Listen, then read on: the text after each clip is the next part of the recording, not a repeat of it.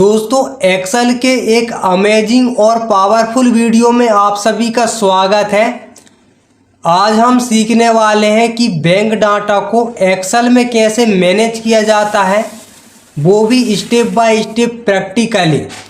अगर आप किसी बैंक, फाइनेंस डिपार्टमेंट या फिर किसी ऐसी कंपनी में काम करते हैं जहां आपको लोन डाटा, EMI कैलकुलेशन या इंटरेस्ट कैलकुलेशन करनी पड़ती है, तो आज का ये वीडियो आपके लिए बहुत यूजफुल होने वाला है। क्योंकि इस वीडियो में हम सीखेंगे कि अगर आपके पास क्लाइंट का बैंक डाटा है, जैसे क्लाइंट नाम, loan type, loan amount, rate of interest और डायरेक्शन, तो आप एक्सेल में इनसे टोटल EMI, टोटल अमाउंट और इंटरेस्ट कैसे निकाल सकते हैं। तो चलिए दोस्तों शुरू करते हैं आज का ये इम्पोर्टेंट वीडियो। सबसे पहले हम एक्सेल में एक टेबल बनाएंगे जहां पर हम लिख देंगे सीरियल नंबर, क्लाइंट नाम, loan type, loan amount, rate of interest, direction, EMI, total amount, interest. अब ये जो नाम हमारा अंदर की साइड जा रहा है कॉलम के, इसके लिए हम इस तरह से सिलेक्ट करेंगे, इस तरह से सिलेक्ट करेंगे और यहाँ पर हम जाएंगे फॉर्मेट में, ऑटो कॉलम विथ को सिलेक्ट कर लेंगे, तो ये हमारा जो नाम है कॉलम के अंदर आ जाएगा। तो सबसे पहले हम इस तरह से इसको सिलेक्ट कर लेते हैं और यहाँ पर इसको मार्ज कर देंगे और यहाँ पर हम लिखेंगे बैंक डाटा, ठीक है। और इसको थोड़ा सा बोल्ड कर देंगे और इसमें कलर डाल देंगे ताकि देखने में थोड़ा सा प्रोफेशनल और अट्रैक्टिव लगे।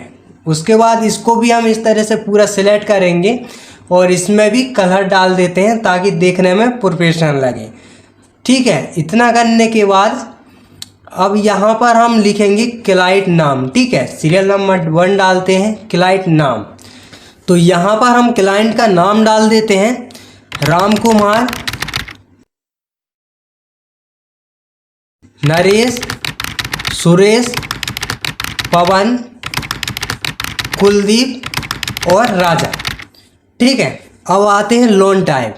ये जो राम कुमार है इसको हमने किस तरह का लोन दिया, तो इसको हमने दिया पर्सनल लोन, और नरेश को दिया हमने होम लोन, और सुरेश को दिया हमने पर्सनल लोन, और पवन को दिया पर्सनल लोन, कुलदीप को हमने दे दिया होम लोन, और राजा को दे दिया होम लोन।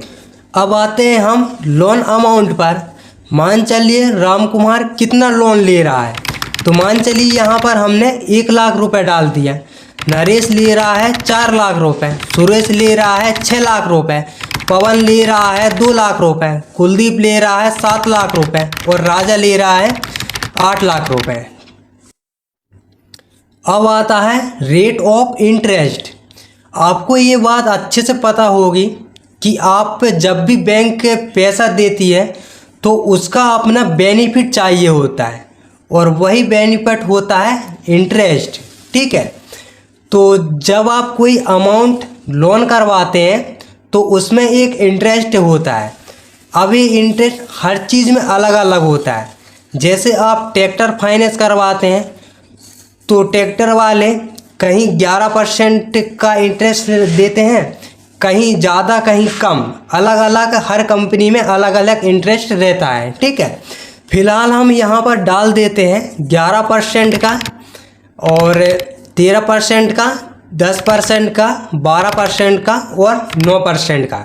तो यहाँ पर हमने परसेंट डाल दिया।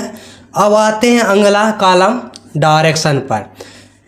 यहाँ बताता है कि लोन कितने साल के लिए दिया गया है, ठीक है। जैसे कि 1 साल, 2 साल, 3 साल, 4 साल, 5 साल, ठीक है। ये डायरेक्शन यही बताता है कि आप कितने साल के लिए लोन देते हो या लेते हो, ठीक है। अब मान लीजिए मैं यहाँ डालता हूँ 2 साल का, और सेकंड में डाल देता हूँ 6 साल का, 11 साल, 3 साल और 10 साल, ठीक है। अब अगले स्टेप की तरफ हम आते हैं EMI पर, ठीक है। तो यहाँ पर हम थोड़ी सी स्पेस बढ़ाएंगे क्योंकि हमें यहाँ पर फार्मूला यूज करना है और ये बहुत इम्पोर्टेंट पार्ट है। ठीक है, अब हमें इसी डाटा के साथ फार्मूला को अप्लाई करेंगे। ठीक है, सबसे पहले हमें EMI निकालनी होगी। एक्सेल में EMI निकालने का फार्मूला होता है, सबसे पहले हम इक्वल टाइप करेंगे और PMT टाइप करेंगे और जैसे ही हम टैब को प्रेस करेंगे तो यहाँ पर फार्मूला आ जाएगा। अब यहाँ पर आप समझिए, रेट हमने डाला हुआ है 11%, लेकिन ये साल का इंटरेस्ट है। अब जो EMI देगा, मतलब कि जिसने लोन लिया है वो तो मंथली देगा, तो हमें इसे 12 से डिवाइड करना पड़ेगा ताकि ये हर महीने में बराबर भागों में बढ़ जाए। ठीक है, अब ये आगे पूछ रहा है कि ये कितनी बार देगा, तो ये देगा 2 साल। ठीक है, 2 साल के लिए देगा, यानी कि 2 साल में कितने महीने होते हैं? 24 महीने। ठीक है, उसके बाद यहाँ पर आपको PV का ऑप्शन देखने को मिल रहा है, तो PV का मतलब होता है प्रेजेंट वैल्यू। ठीक है, यानी जो लोन अमाउंट है वही प्रेजेंट वैल्यू है। तो यहाँ पर आपको इस तरह से कर देना है और इंटर प्रेस कर देना है, तो हमारी जो EMI है निकल कर आ जाएगी।